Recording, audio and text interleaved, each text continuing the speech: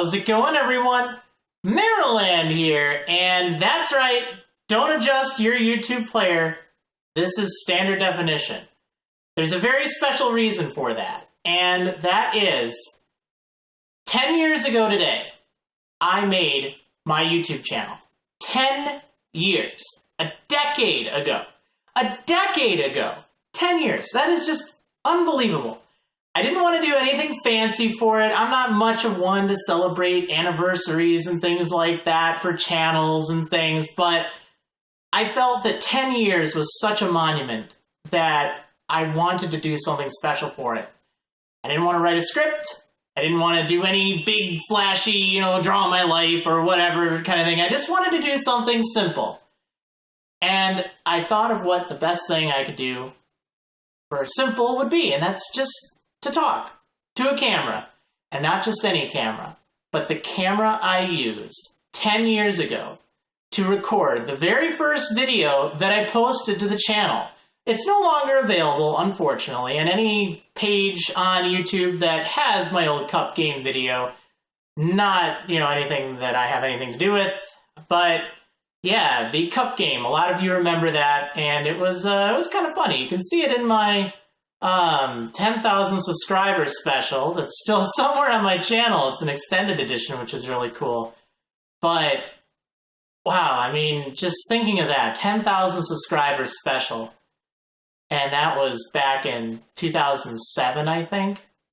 And it just blows my mind to think that it all started with this one little camcorder, a camera. It wasn't even a camcorder. It's just this little Casio Exilim, like an old 10-year-old. More than that. I think I got this thing back in like 2003 or something. But works great. Or at least it did. I don't know how it'll turn out for this recording. Obviously, technology's come such a long way, but I wanted to record it in standard definition because that's what I started with.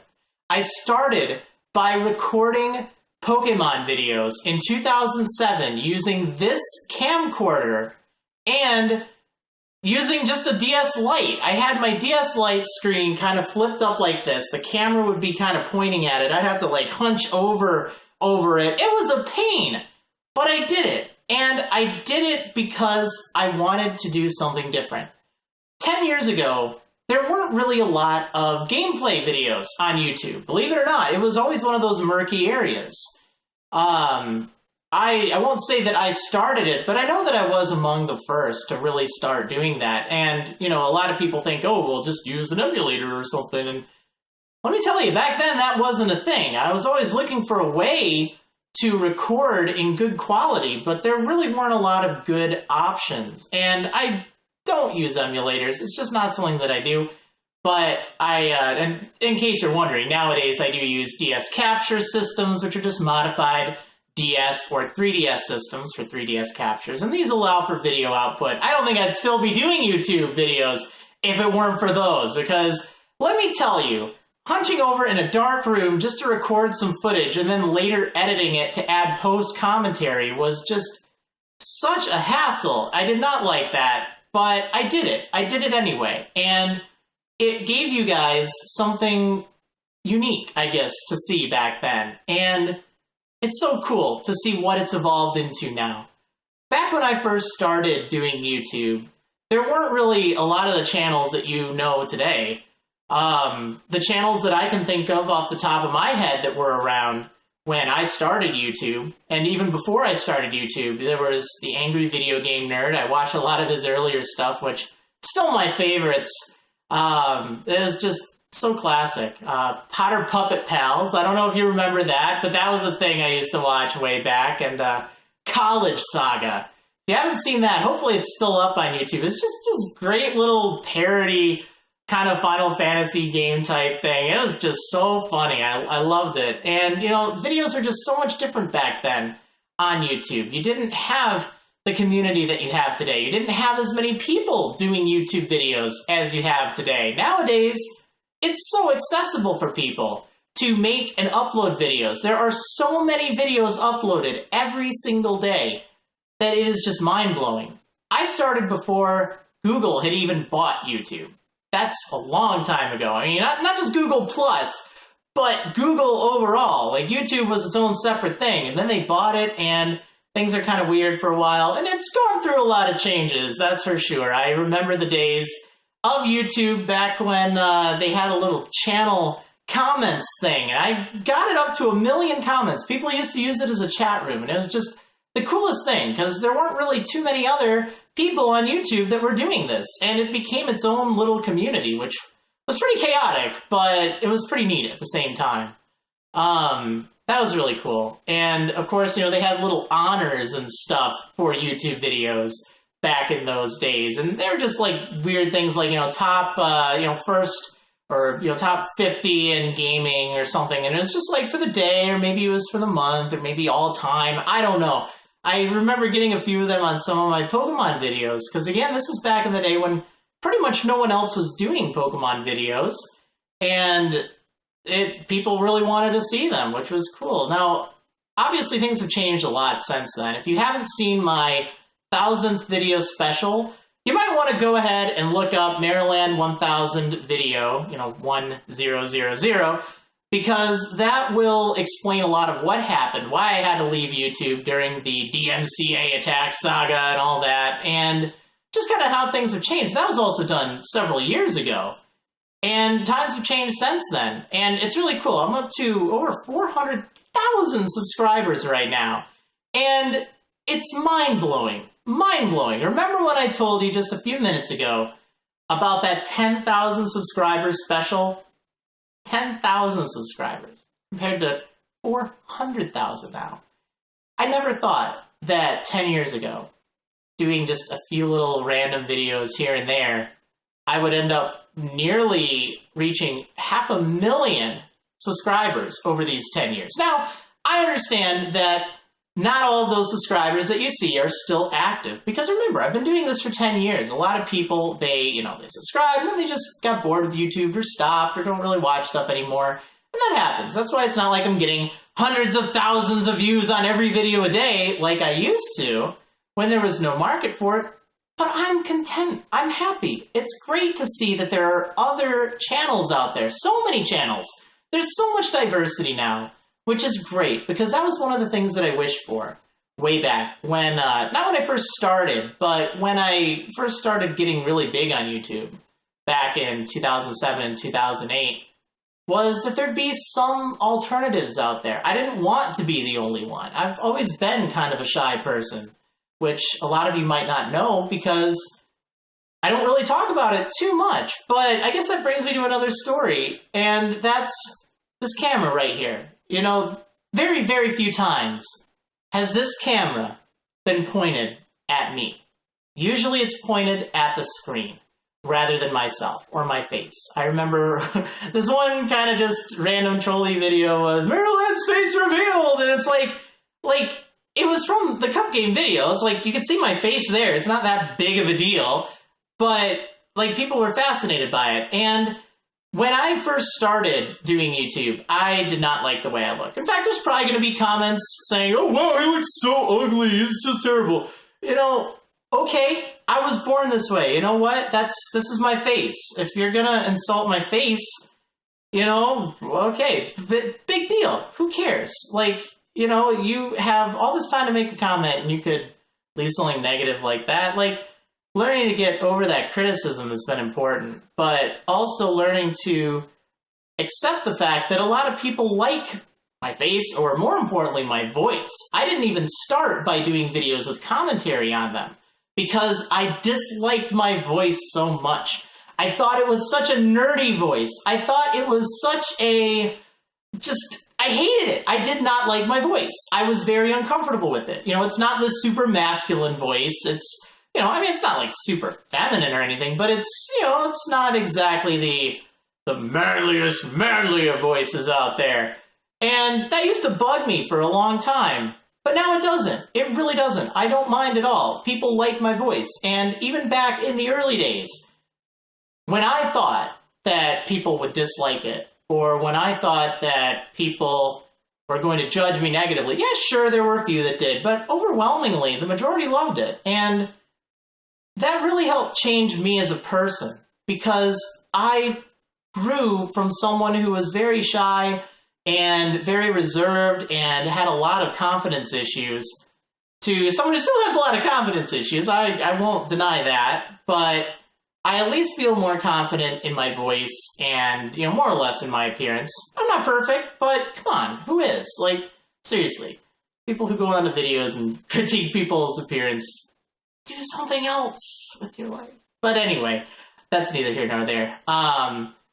I guess the point is, that's something that YouTube has helped me with over these 10 years. I've changed so much because of that. And that's really cool. And it's something I'm very thankful for. 10 years ago on YouTube, things, they were a lot different. You didn't have as many of the issues as you do today. It wasn't about money. People did videos for fun. That's why I started doing videos. I didn't do them, to make money or to do this or become famous. I didn't actually want this, which is crazy. I know, I said it. I didn't want it, and it scared me for a while. But now it's really different. How much is changed, both, my perception of YouTube and everyone else's perception of YouTube. How many different people are doing videos on YouTube, especially gaming. That's become such an important cultural thing now, where people watch a whole bunch of different Let's Players. I remember Let's Play before it was even like a YouTube thing. It used to be on like a site and stuff, and I saw logs of it. I read this Chrono Trigger one. There was just screenshots, and it was called a Let's Play, and it was hilarious. I loved it. And it's grown into sort of a YouTube thing, but I remember beforehand, and that was the YouTube that I remember. And it's crazy to see 10 years later what it's become and how many people are doing YouTube. Some are doing it for fun, but a lot are doing it as their job now. In fact, myself included. It's crazy. I'll admit, yes, I make money from YouTube. There's, no shame in that these days. It gives me time to work towards YouTube as sort of a full-time thing. And I can set my own schedule. I can sleep as late as I want. If I don't want to do a video one day, okay, I don't have to. The world will go on. It's not the end of the world. I still personally try to not take it so seriously that it sucks all the fun away from it. But it is really interesting to see that this has become an opportunity for so many people to go towards, rather than, working a more traditional job. And I've learned so much over these 10 years with working on videos. For instance, the skills that I've learned, take a moment and think. Back when I started doing YouTube, I used this camera, and I used an old headset kind of thing with a microphone on it, and I used Windows Movie Maker. I used Movie Maker for a long time. That was really the option you had back then. And over the years, I've had to learn how to use different things like Photoshop. I've had to learn Sony Vegas. I've had to learn Premiere, which is what I use now for videos. I use that, and I use Photoshop. Working on new layouts, new codecs and things like that, new recording methods, the 3DS capture, even just commentary and learning how to improve my vocal audio tracks and stuff. Every time I do a series, I learn something new from it. There's so much in the way of technology that I've had to learn and skills that I've had to learn in video production that I absolutely think that, YouTube isn't just a bunch of playing games, because you have to do that, of course. It's so much a creative process, but it's also one that does require a lot of skill. And, a lot of people, they'll just record and not really do any editing. I tend to do quite a bit of editing in my videos. I want to make it look fancy and everything. Who doesn't? But it's definitely a lot that I've learned from YouTube. And I think it's great that people are turning it into sort of a career now and into something that they do. And I think it's totally valid because of all the skills that you need to learn in order to be successful at YouTube. Networking, that's another thing. I used to be terrible at that. Now, I'm still pretty bad, don't get me wrong, but I at least know a lot more people, and I talk to people, and that's really cool. So, I guess I'll just leave one last kind of thing for this video, celebrating my 10 years on YouTube, and that's, to all the people who this might be your first year. on YouTube, or your second year, or, you know, I don't know how long, but you might just be starting YouTube. You want to learn what to do. I don't have the answers. When I started YouTube 10 years ago, things were entirely different. It's always changing. Take a look at what you want to be. Take a look at your favorite YouTubers. Don't copy them, you don't have to do that, but realize that so often the secret to success, true success, is be yourself. At the end of the day, you know, you might take a little bit of, you know, someone's commentary from here. I don't mean like steal, but when people talk to people or when people listen to people, they pick up on a lot of their, you know, their, I don't even know the word, but, you know, their stuff, you know, their commentary style or how they say things or how they speak or their jokes or whatever, you know, it's an influence. That's fine. You can have influences from all sorts of places. Like I said, you know, the angry video game nerd, he was one of mine. I mean, obviously with a lot less language on my end, but it's okay to have influences. But most importantly, be yourself. And be true to yourself, too. I have never really gone around asking for, you know, hey, you know, subscribe to my channel. You know, I mean, I say that like in the end of videos. And I don't do it as aggressively. I don't blame people that do. Maybe start your video with something like that if you're looking to gain exposure. But at the end of the day, make videos that you're proud of. Every video I make, I try to treat it as a creative outlet. I try to treat it as something that I'm creating and giving to the world, rather than just, hey, let me go make some money, or hey, I want to make this video get like 1 billion views. I want it to be something that I'm proud of. Some people don't really care. You know, they're only in it for the views or the money or fame or whatever, you know, clickbait here. And I've always tried to avoid that wherever possible. It might work for them. It might not. But find things that you feel good doing and start with that. And understand that, you know what? Might take 10 years. Might never happen. It's hard to say. You have to stay dedicated towards it. I've uploaded, what, like about 1,500 videos by now. And that's a lot of videos. That's a lot of dedication over these 10 years. And it does take a lot. And start small. You know, maybe find channels with a similar subscriber count as you and work together. Comment on videos. Don't comment saying, hey, check out my channel. But comment saying, hey, I liked your video, it was really cool. You know, maybe mention something that happens in the video to show that, yeah, you're watching it. And if you've done a similar video, maybe just say, yeah, you know, when I did this in my series, then, you know, this was what happened to me. You know, things like that come across as very natural, and they catch people's eyes in the comments, which is cool. And of course, maintain a social media presence. I guarantee you, your favorite YouTubers, they do look at their Twitters and their Facebook. Okay, I'll admit I don't look at my Facebook very often. I'm sorry, I'm a Twitter person. But they do recognize a lot of the names that they see in comments, either on Twitter or Facebook or YouTube. They pay attention to this stuff. You'll get noticed there, and it's never a bad thing, unless you're that guy leaving all the bad comments, in which case, yeah, they'll remember that too, and they won't really be too friendly towards you. But, yeah, you know, that's another thing. Be a good person. You know, remember that people that make videos on YouTube, they do them because they want to share videos with you. And, you know, some do it for their job, but ultimately it's something that they're passionate about. And you can either leave a comment, you know, ripping them to shreds or, you know, criticizing them or, you know, doing that. You know, constructive criticism is great. You know, constructive criticism is really important. Big difference between, you know, criticism and constructive criticism. Because you can be a critic and just tear someone apart, and it doesn't necessarily help them. But if you're constructive about it, that can be good. But also remember that, you know, leave nice comments. They do pay attention to that, and it's really good. I know I do, and I love it. I might not respond to every single one. I get a lot of comments every day, which I'm so grateful for. So thank you so much for that. But, yeah, I guess, I know, I don't have a script. This is just totally off the cuff, first take, see how it goes. But most importantly, I just wanted to do something special for my 10th anniversary on YouTube.